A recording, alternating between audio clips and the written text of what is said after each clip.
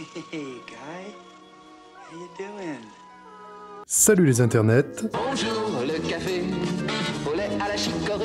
Je me répète, mais encore merci pour vos pouces bleus de l'amour et vos partages. Attendez, si Mélanie a aimé, c'est Mélanie qui a raison. Depuis 10 jours, c'est incroyable, la chaîne a pris quasiment 150 abonnés, ce qui à mon niveau est un peu plus énorme que pour Squeezie. Aujourd'hui, on se retrouve pour un nouvel épisode un peu spécial. Je sais, c'est la 3e vidéo de suite qui est un peu spéciale, mais quand on aime, on ne compte pas. On va parler d'une scène qui a mystérieusement disparu, avant de réapparaître. On me voit, on me voit plus. Et selon votre génération, ou plutôt selon l'époque à laquelle vous avez vu le film, soit vous avez vu une scène, soit vous avez vu l'autre. My logic is undeniable. Dans les commentaires de la vidéo sur Blade Runner, on m'a reproché de ne pas m'engager assez, de ne pas prendre parti. Alors cette fois-ci, j'y vais à fond. À fond les manettes. Je proposition et j'assume. Je vais parler d'abord de la version qu'a connue la génération Club Dorothée, c'est-à-dire la version VHS télévision des années 90. Ah c'est vrai, j'ai encore oublié de vous dire de quel film on va parler. Et on va faire comme si vous aviez pas vu le titre de la vidéo, alors surprise, on va parler de Gremlins 2. So the monsters are real? I didn't say that.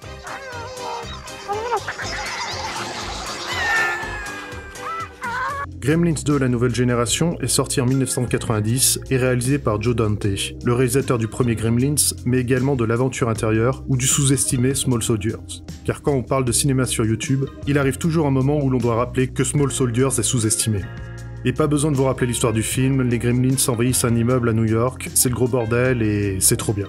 J'adore ce film, comme j'adore le premier, mais pas pour les mêmes raisons. On s'en bat les couilles, on s'en bat les couilles, on s'en bat les couilles. Donc, quand vous avez grandi dans les années 90, il est arrivé un moment où entre un épisode de Dragon Ball Z et une partie de Pog, vous avez mis cette cassette dans votre magnétoscope. Rappelez-vous. Je me souviens.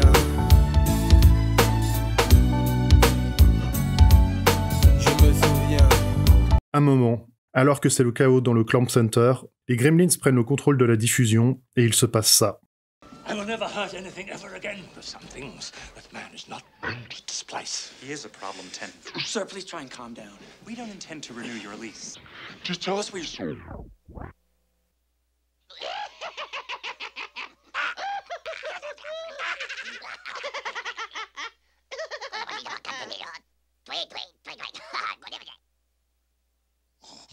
Bunny rabbit.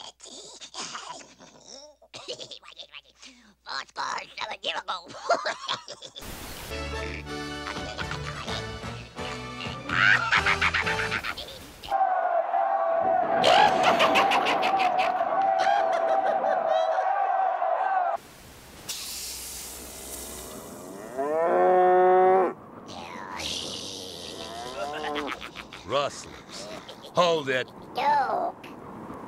Get the hell off my spread.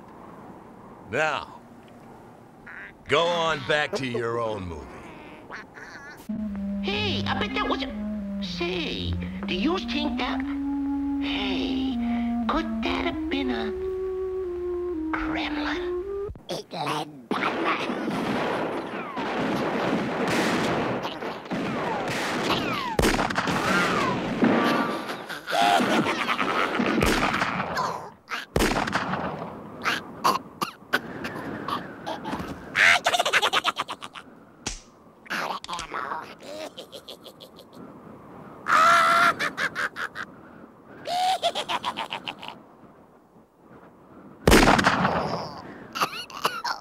Well, I warned them. I don't need varmints on my ranch, and you folks don't need them in your TV sets. Let's start that movie up again. Eh bien, si vous regardez le film aujourd'hui, cette scène a disparu. Et d'ailleurs, si vous aviez vu le film au cinéma en 1990, cette scène n'était pas dans le film non plus. En fait, au cinéma, comme dans les versions sorties depuis l'édition DVD, il y a une autre scène à la place. Et la voici. To renew your lease. Just tell us where you saw the things. Don't patronize me, young man. They're real. I saw them. I know, I've seen them too, but where? In my laboratory.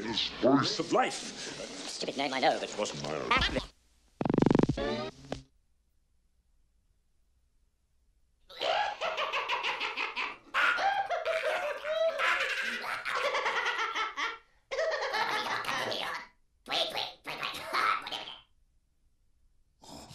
Bunny rabbit.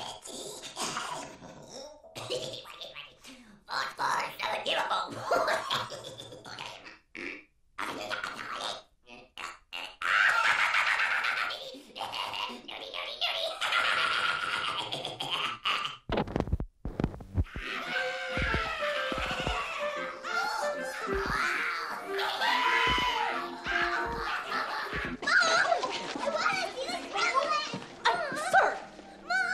can't believe this. I mean, this is worse than the first one. We just show these movies, madam. We don't make them. I quit. I quit. Call the union, call the National Guard. Those things have taken over the projector. They refuse to show the rest of the film. All they want to see is Snow White, the Seven Dwarfs. Enough! I'll take care of this.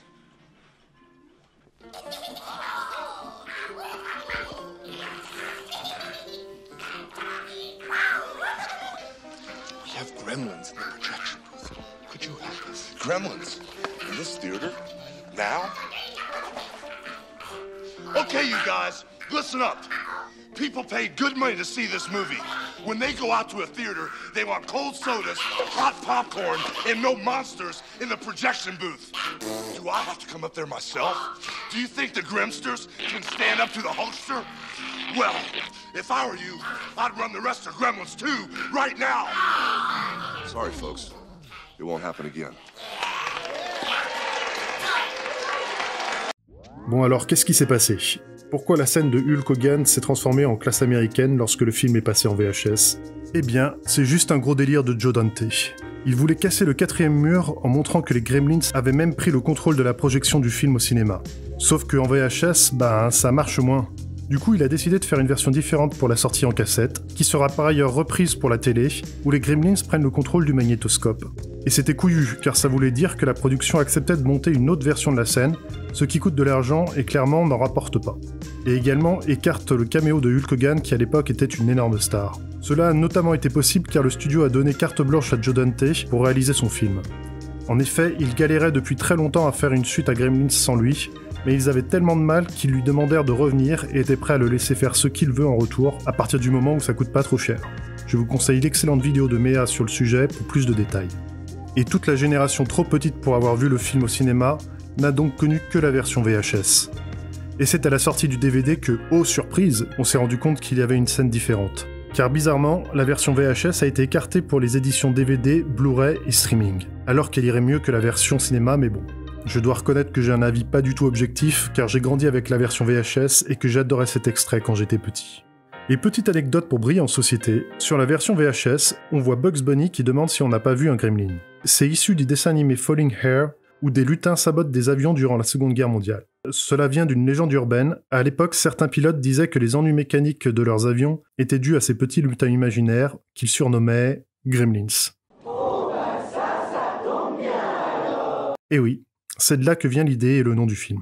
Et comme vous êtes resté jusqu'à la fin, vous avez droit à une petite anecdote bonus. Dans le livre tiré du film Gremlins 2, cette scène a été également modifiée, et c'est le Gremlins à lunettes qui prend le contrôle du bouquin. Voilà, c'est tout pour aujourd'hui. J'espère que cet épisode un peu particulier vous a plu. C'était génial, non? Et vous a donné envie de revoir Gremlins 2. Si vous ne l'avez pas encore vu, foncez. Allez-y, foncez dedans. Foncez. Allez-y, n'hésitez pas. Il est génial. C'est une parodie du premier, remplie de plein de références incroyables. T'as même un critique cinéma qui avait défoncé le premier opus, qui se fait attaquer par des Gremlins pendant qu'il parle du film. C'est barge. Et des références dans le genre, il y en a des dizaines. Vous pourrez trouver la liste sur internet. La semaine prochaine, retour à un épisode normal, avec un petit indice sur le film. Compte là-dessus et bois de l'eau. Il est temps de vous parler de concepts qui vont vous permettre d'améliorer votre vie. Tu es encore là? Ça veut dire que tu as voulu prendre ta vie en main et cesser d'être un pauvre. Pour cela, il suffit de mettre un pouce bleu à la vidéo, vous abonner et la partager sur tous les réseaux sociaux que vous connaissez. Moi, j'ai jamais trouvé les choses aussi faciles. Je trouve que tout est facile. Sur ce... Nous vous recommandons de consacrer quelques instants de votre temps à rechercher la sortie la plus proche et de vous y précipiter, car il serait très dangereux de rester dans le bus. Bisous virils et à bientôt sur les internets.